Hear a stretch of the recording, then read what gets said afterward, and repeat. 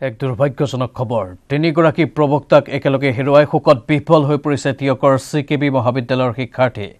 কান্দোনত ভাগি পৰিছে শিক্ষাৰ্থীকে ধৰি সহকৰ্মীসকল নিশা দেৰগাঁৱৰ কাকডুঙাত ভয়াবহ পথ দুৰ্ঘটনাত নিহত হৈছিল তিয়কৰ চিকেবি মহাবিদ্যালয়ৰ তিনিগৰাকী প্ৰবক্তা তিনি প্ৰবক্তাৰ মৃত্যুত শোক প্ৰকাশ ৰাজ্যৰ মুখ্যমন্ত্ৰীৰ নিশা প্ৰায় 11 মান বজাত 37 নম্বৰ ৰাষ্ট্ৰীয় ঘাইপথত এখন স্কৰপিঅ আৰু অইল টেংকাৰৰ মাজত মুখামুখি সংঘৰ্ষ সংঘটিত হয় এই ভয়ংকৰ শোকাবহ দুৰ্ঘটনাটোতে থিতাতে নিহত হৈছিল প্ৰবক্তা ৰঞ্জিত ৰঞ্জন শইকীয়া আৰু কেশৱ হাজৰিকা আনহাতে যোৰহাট চিকিৎসা মহাবিদ্যালয় হস্পিটেলত চিকিৎসাধীন অৱস্থাত মৃত্যু হয় জিন্তু ফুকন নামৰ আন এগৰাকী প্ৰবক্তাৰ এতিয়াও মৃত্যুৰে যুঁজি আছে নৰেন শইকীয়া নামৰ প্ৰবক্তাগৰাকীয়ে নৰেন শইকীয়াক উন্নত চিকিৎসাৰ বাবে গুৱাহাটীৰ এখন ব্যক্তিগত খণ্ডৰ চিকিৎসালয়লৈ প্ৰেৰণ কৰা হৈছে সৰুপথাৰ মহাবিদ্যালয়ত অনুষ্ঠিত হৈ থকা ডিব্ৰুগড় বিশ্ববিদ্যালয়ৰ যুৱ মহোৎসৱৰ পৰা ঘৰলৈ গৈ থকা অৱস্থাতেই সংঘটিত হয় এই কৰুণ দুৰ্ঘটনাটো এই শোকাবহ দুৰ্ঘটনাৰ বাবে বাতিল কৰা হৈছে ডিব্ৰুগড় যুৱ মহোৎসৱৰ সকলো কাৰ্যসূচী কেৱল ছাত্ৰ-ছাত্ৰীসকলৰ মাজত পুৰস্কাৰসমূহে বিতৰণ কৰা হ'ব আমি তিয়কৰ চিকেবি মহাবিদ্যালয়লৈ পোনপটীয়া সম্প্ৰচাৰত যাব বিচাৰিছো সাংবাদিক দিগন্ত হাজৰিকা আছে আমাৰ সৈতে লাইভত দিগন্ত স্বাভাৱিকতে এক শোকাকুল পৰিৱেশ এতিয়া বিৰাজ কৰিছে মহাবিদ্যালয়ৰ শিক্ষাৰ্থী প্ৰবক্তাসকলৰ মাজত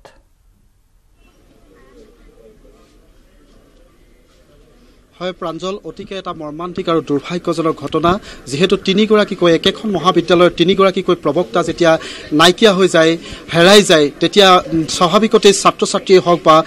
সমগ্ৰ অঞ্চলটোতে শোকৰ ছাঁ পৰাটো স্বাভাৱিক কথা অতি এক মৰ্মান্তিক পৰিৱেশ ইতিমধ্যে তিয়ক চন্দ্ৰকমল বেজবৰুৱা মহাবিদ্যালয়ত যি তিনিগৰাকী শিক্ষাবিদৰ নশ্বৰ দেহ ইতিমধ্যে আহি পাই ইয়াত পাইছেহি শেষ শ্ৰদ্ধাঞ্জলি জনাইছে ইয়াৰ বিভিন্ন দল সংগঠনে অধিক দল সংগঠনে আহি ইয়াতেই তেওঁলোকৰ মৰমৰ আদৰৰ আচলতে শিক্ষাগুৰুক বিদায় জনাবৰ বাবে প্ৰত্যেকেই আহি ইয়াত উপস্থিত হৈছেহি সদৌ অসম ছাত্ৰ সন্থাৰ পৰা আৰম্ভ কৰি সকলো দল সংগঠনে আহিছে আহি শেষ শ্ৰদ্ধাঞ্জলি জনাইছে তিনিগৰাকী প্ৰবক্তাক ইতিমধ্যে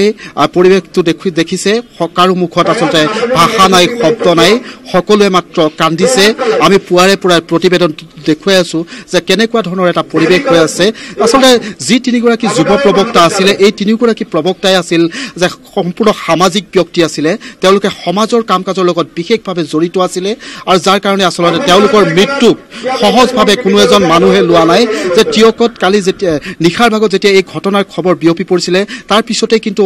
সকলোৱে যিসকলে শুনিবলৈ পাইছিলে তেতিয়া কিন্তু নিদ্ৰাৰত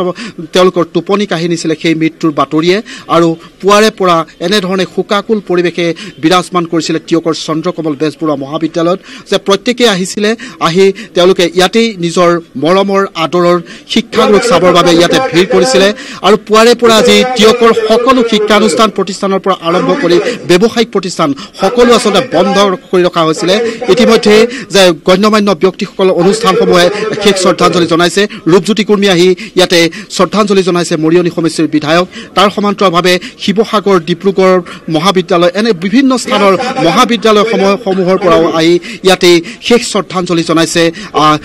তিনিগৰাকী আচলতে প্ৰবক্তাক যিগৰাকী ৰঞ্জিত ৰঞ্জন শইকীয়া তেওঁ তিয়কতে তেওঁৰ ঘৰ যিহেতু আৰু ডিব্ৰুগড় টেঙাখাটৰ জিন্তুমণি ফুকন আৰু ডুমডুমাৰ হাজৰিকা কেশৱ হাজৰিকা ডক্টৰ কেশৱ হাজৰিকা এটাইকেইগৰাকী নশ্বৰ দেহ ইয়াতে ৰখা হৈছে আৰু কিছু সময়ৰ পিছতে যথেষ্ট আৰু দল সংগঠন আছে তেওঁলোকে শেষ শ্ৰদ্ধাঞ্জলি শেষ বিদায় জনোৱাৰ পিছতেই তেওঁলোকৰ নশ্বৰ দেহ ঘৰলৈ লৈ যোৱা হ'ব শেষকৃত্য সম্পন্ন কৰিবৰ বাবে এক কথা প্ৰাঞ্জল ক'ব লাগিব যে এয়া তিয়কৰ নহয় যোৰহাটৰ বাবে এটা অপূৰণীয় ক্ষতি যে সকলো এতিয়া শোকত প্ৰিয়মান হৈ পৰিছে ধন্যবাদ জনাইছো দিগন্ত হাজৰিকা এয়া আছিল তিয়কৰ পৰা পোনপটীয়া সম্প্ৰচাৰ